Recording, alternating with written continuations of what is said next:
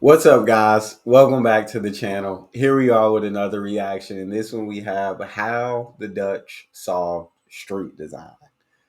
Before we jump into how they figured out how to do this, if you guys happen to enjoy, please don't forget to smash subscribe, give the video a thumbs up, and let's get right to it. Time to talk about traffic. Right now, we're in this weird moment where a lot of smart people agree that the current North American street design is not sustainable. The commute time and the fatalities are escalating. But after reading these articles, I wondered, is the solution finally here? So I took a deep dive into that question over the last few months, not just into how they design a road, but how do they design their transportation network, trying to piece together the big picture here. I actually ended up in the Netherlands, checking out the street network myself. The answer I found to whether the Dutch have solved congestion is yes. It just doesn't look like what I thought. In fact, even at 50% autonomous adoption, they believe the commute time will only go down by about 6%. So the solution is in the Netherlands, so that's where I gotta go. In the Netherlands, I mean, what haven't they solved? Honestly, if you got a problem, give it to the Dutch, and they'll figure they've solved the ocean issue. They've conquered the water, which is unbelievable. Street design issue. Yeah, they just said F cars. I know there are cars in the Netherlands, but for the most part, F cars.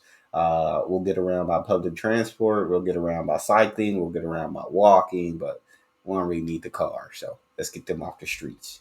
On the way, some context. In cities, car traffic will get slower and slower until it becomes faster to take transit, bike, or walk. This is known as the Down-Thompson's paradox. You might think that adding an additional lane will help, and it does temporarily, but then people switch to driving, noticing that it's faster, and the speed regresses back to the speed of the alternatives. This is known as induced demand. That's crazy. That's an absolute fact, right?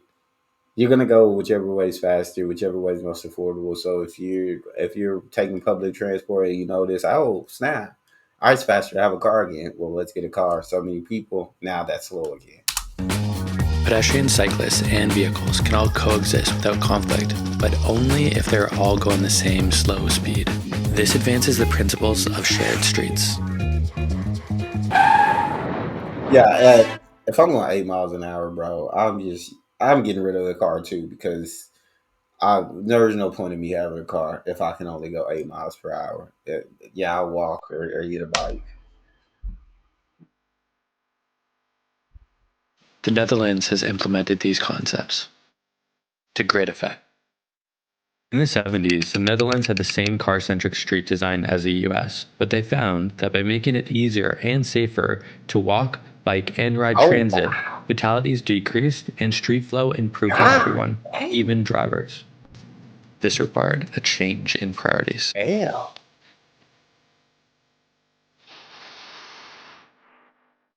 They Wow. prioritized transit, prioritized cycling and pedestrians, and deprioritized the car. They also made a change at the network level. They prioritize streets by mode and speed. The basic concept is that higher speeds should form a perimeter around a network of lower speed access ways and laneways. Walking and biking will often be the most direct and fastest method. At the superblock level, this is what it basically looks like. Laneways are tailored to pedestrians and low speeds. Access ways are tailored to pedestrians and cyclists and slightly higher speed. These slower streets are designed with restrictions in traffic calming so that vehicles are not allowed in certain areas or are forced to travel at cycling and walking speeds. This approach advances the principles of shared streets, which shows that pedestrians, cyclists, and vehicles can coexist as long as they are all going the same slow speed. Transitways are tailored to pedestrians, cyclists, and transit.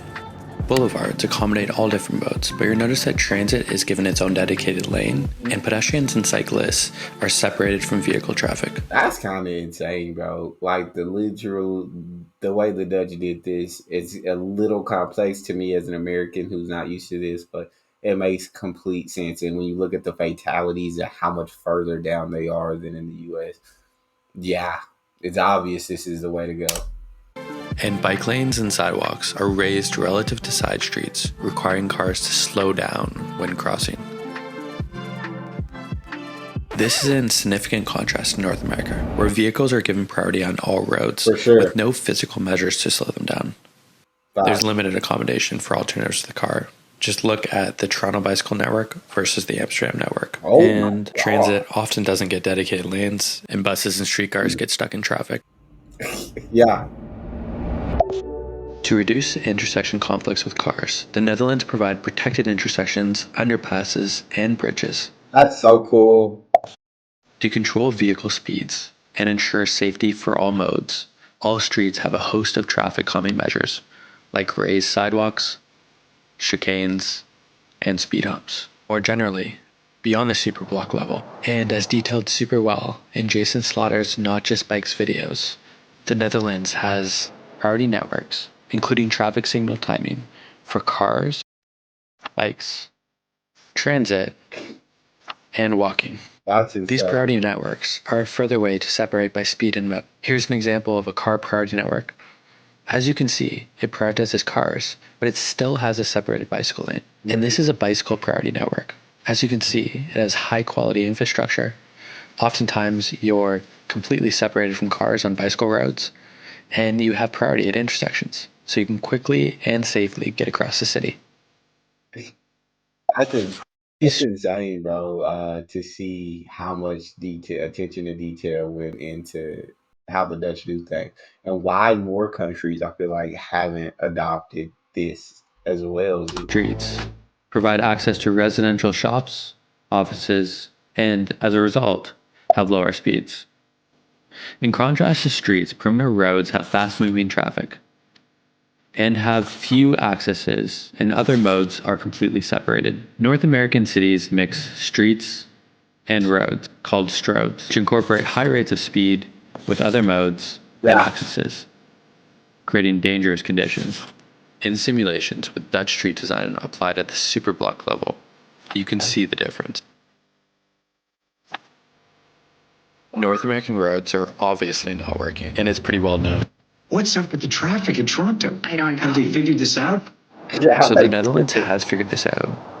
In North America, we just need to change the standards, and things need to change at the political level too. In the Netherlands, when they go redo a road after its useful life, they just implement the new standard.